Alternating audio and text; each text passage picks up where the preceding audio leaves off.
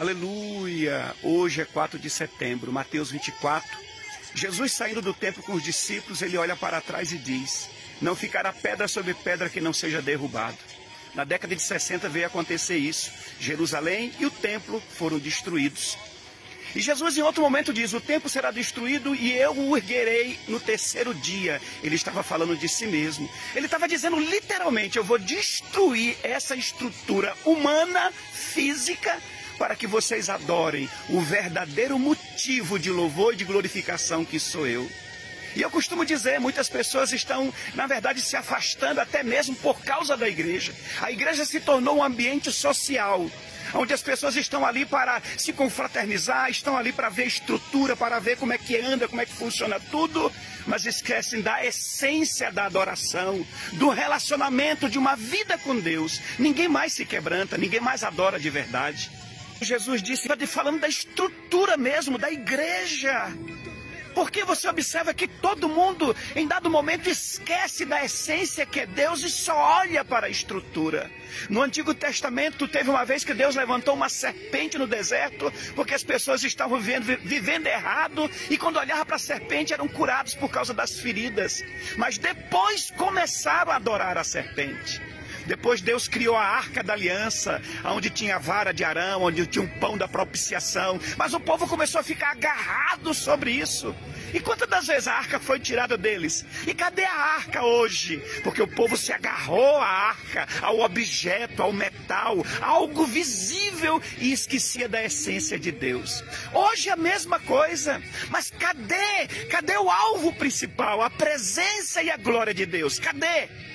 E um detalhe, queridos, o que é que Israel está esperando hoje? A construção do terceiro templo. Já tem as novilhas vermelhas, já tem um sacerdote para sacrificar essas novilhas. Tudo isso por causa de uma estrutura que Jesus disse que seria destruída. Mas quando o Filho de Deus veio, eles negaram, eles rejeitaram, porque preferiram os rituais, as estruturas humanas. Meu Deus do céu! O que está matando a vida de muitas pessoas por aí? A falta de ouvir a palavra. O que nos sustenta, o que nos fortalece, o que nos dá vida é a palavra de Deus. E é por falta dessa palavra que está cheio de líderes aí, doentes, feridos na alma, que não foram verdadeiramente libertos e que estão adoecendo a outros, porque preferem os rituais, as estruturas, as campanhas, mas rejeitam a palavra que cura, rejeitam a palavra verdadeira de Jesus. Se eu não te ouvir, eu pereço. A tua voz é cura, a tua voz é livramento. A voz do Senhor é libertação, a voz do Senhor é transformação, a voz do Senhor é todo tipo de mudança que nós precisamos. A igreja deveria ser um lugar onde você pudesse chegar ali, se derramar, se quebrantar, chorar, adorar a Deus com toda a intensidade. Mas a igreja se transformou num ambiente apenas religioso, cheio de tanta gente, cheia de religiosidade. A igreja deveria ser o lugar onde todos pudessem se reunir para apresentar para Deus um verdadeiro culto, um derramar de lágrimas, uma alegria incontida, uma felicidade, um louvor contagiante, algo que verdadeiramente pudesse tocar ao coração de Deus. Procure ver, a igreja é isso? Não, as pessoas entram frias e saem frias. Entram geladas e saem de lá congeladas. Em João 14, o próprio Jesus diz: eu enviarei o outro Consolador que habitará em vós e estará em vós. Sabe o que significa isso? Literalmente, vocês serão a casa do meu Pai. Vocês serão o próprio templo, o lugar de adoração a Deus, já que o Espírito Santo de Deus habita em nós. Só que, no entanto, precisamos entender, Deus não habita em lugares contaminados, em lugares sujos. Como eu tenho dito, essas pessoas que estão causando escândalo para o Evangelho, como essas pessoas podem dizer que elas são a habitação do Espírito de Deus, que Deus está habitando na vida delas, se elas vivem na prática do pecado, quando a Bíblia diz que Deus é santo e nós temos que ser santo como o Senhor nosso Deus é.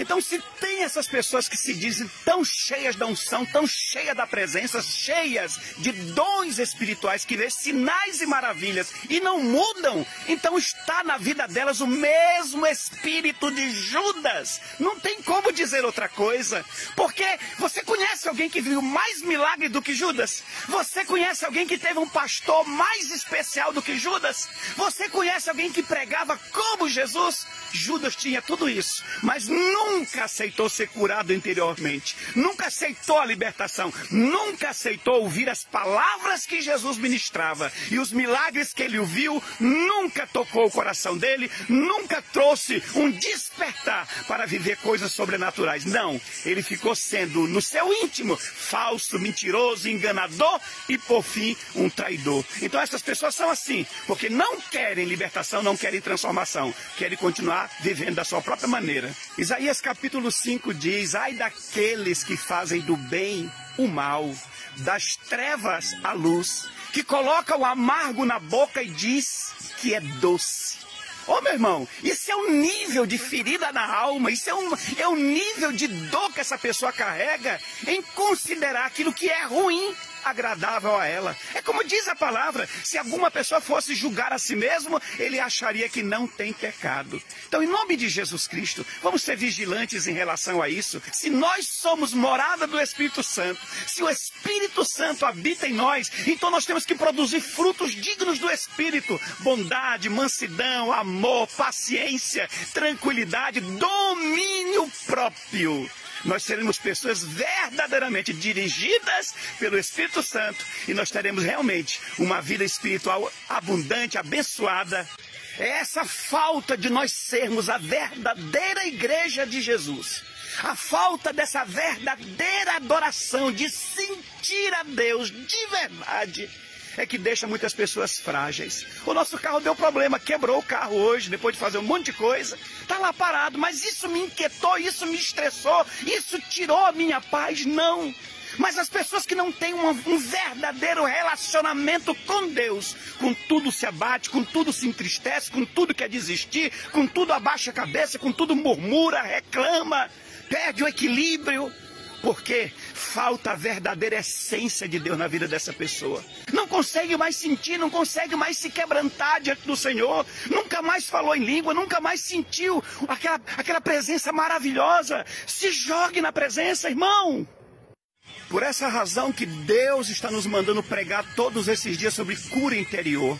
E eu quero afirmar para vocês, toda pessoa que você encontrar por aí que diz estar profetizando, que é pregador, que é cantor, que diz estar sendo usado pelo Senhor, que está vendo sinais, está vendo anjo, bola de fogo, espada, bandeja, pergaminho, e você depois encontra essa pessoa na carnalidade, é rebelde, é desobediente, é insubmisso, ouve música mundana, chama palavrão, costuma dizer no Nordeste, a boca doce para a imoralidade, para a indecência. Eu vou dizer, essa pessoa não tem o Espírito de Deus na vida dela. Ela não está sendo usada por Deus. Isso é o espírito de engano. E como diz a Bíblia, doutrina de demônios. Para quê? Para enganar aqueles que são frágeis na fé, aqueles que não têm conhecimento da verdade. Então se afaste dessas pessoas.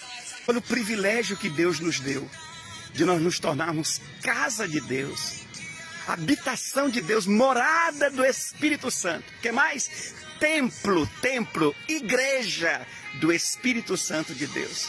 Então vamos viver como tais, vamos produzir frutos dignos de arrependimento, vamos ter verdadeiramente unções vinda do Espírito Santo para transformar, para libertar, para curar a vida de tantos outros, como os discípulos viveram, cheios de uma unção verdadeira, que transformava a vida de todas as pessoas por onde quer que eles passavam. Que isso venha para a sua vida, pois essa é a vontade de Deus. Seja a igreja do Senhor Jesus andando sobre a face da terra, seja o templo onde todos possam buscar refúgio em o nome de Jesus, e que a sua igreja seja verdadeiramente um lugar de adoração a Deus.